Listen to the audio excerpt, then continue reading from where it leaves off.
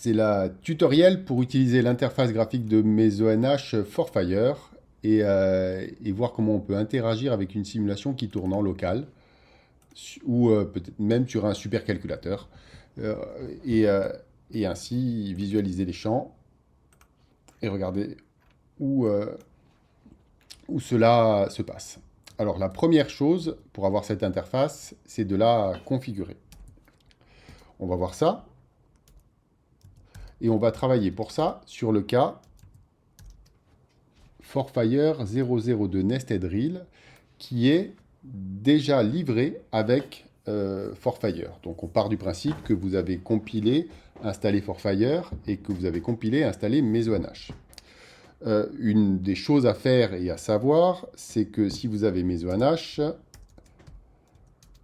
ça veut dire que vous avez aussi potentiellement fait le lien entre la bibliothèque ForFire et MesoNH. Ça se passe dans le répertoire exe. Donc, il doit avoir un répertoire ls, voilà, et dans lequel on doit retrouver ici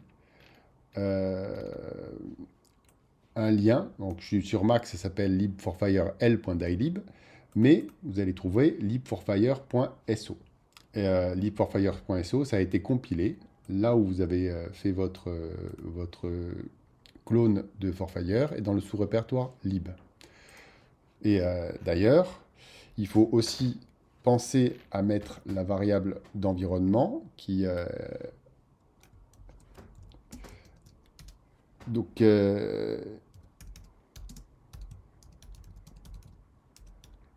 Forfire Home, qui est ce même répertoire où vous avez installé et mis Forfire. Donc ça va permettre au service web de trouver l'origine des pages et, qui se trouve dans ces sous-répertoires, dans le répertoire Tools htdocs. Mais ça, c'est pas la peine de s'y intéresser.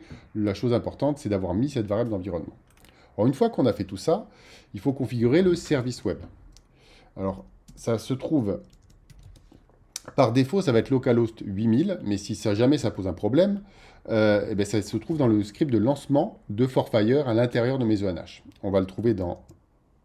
C'est le script, c'est le MesoNH, donc dans le répertoire 008 run qui lance MesoNH avec ForFire. Il y a un sous-répertoire ForFire et un fichier init.ff dans lequel on peut donner ces fonctions-là.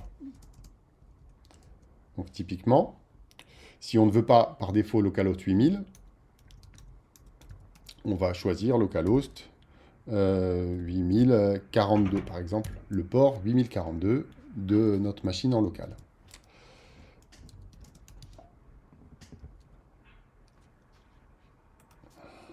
Alors, une fois que ça s'est configuré, on peut lancer le make.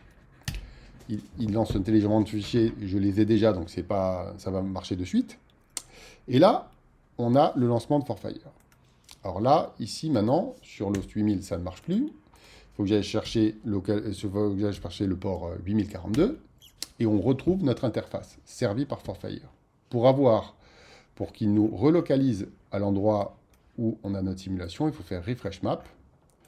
Refresh map va nous montrer les feux en train de se propager. C'est les mêmes feux qu'on avait allumés dans init.ff, dans le fichier précédent qu'on a édité pour remettre le bon port HTTP. On peut aussi avoir accès au champ en faisant update layer, donc refresh map pour voir les fronts qui avancent petit à petit, et update layers pour avoir les couches, les différentes couches. Donc, par exemple, heatflux, qui est ici le champ de chaleur émis par ForFire vers MesoNH. Et on voit ici la valeur, 474 kW par mètre carré. Mais on a aussi plume top height, donc on a ici un nuage avec de la fumée qui monte jusqu'à 4000 mètres de haut. Et donc la fumée, c'est un traceur passif de fumée injecté par ForFire, ou encore la TKE. Et aussi, ce qu'on peut voir, c'est le vent. Le vent, ça peut se visualiser sous forme de flèche, ou sous la forme de petites particules qui bougent. Et ce qu'on voit ici, maintenant, du coup, c'est toutes les commandes qui ont été lancées. À chaque fois qu'on clique sur un bouton, en fait, ça se concrétise par une commande qui est envoyée au process de ForFire, qui interprète le HTTP, mais aussi les commandes ForFire. Le log est ici. Et ça, c'est la sortie de la commande, en plus de la sortie potentiellement graphique. Si on veut voir ça, donc on peut lancer plusieurs commandes, y compris des commandes pour faire un feu. Donc on peut cliquer sur Startfire, ça l'a préécrit, mais on peut aussi directement double-cliquer sur une zone, ça préécrit la commande Startfire. On n'a plus qu'à l'envoyer, donc là elle est interprétée. Et si on rafraîchit la page, on a ça. Alors pour éviter de cliquer sur Refresh Map, on peut appuyer sur Live, ici, ce qui permet de rafraîchir en continu l'image. Donc là, la création d'un front ici, on peut en faire plusieurs. Donc on allume plusieurs fois le feu. Et ce qu'on voit tout en haut, c'est la date et l'heure de la simulation courante. Ce qu'on peut voir ici, si on se remet sur, on réaffiche la fumée au sol, par exemple. Donc ça, les autres champs, à part le vent, ne sont pas rafraîchis en continu, il faut recliquer. Donc on voit qu'on modifie, potentiellement, on perturbe l'écoulement en envoyant d'autres incendies. Et on va se mettre à avoir des interactions complexes entre les choses.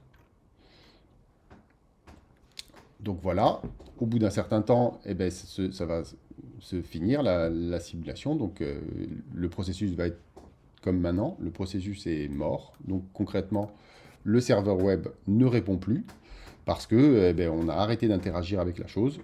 Et si on recharge, le site est inaccessible parce que le service web est fermé. Un peu comme si on avait fermé un Jupyter et qu'on utilisait un notebook. Voilà. Donc la connexion dure le temps du run, mais il n'empêche qu'on a quand même accès ensuite aux fichiers. Voilà, merci.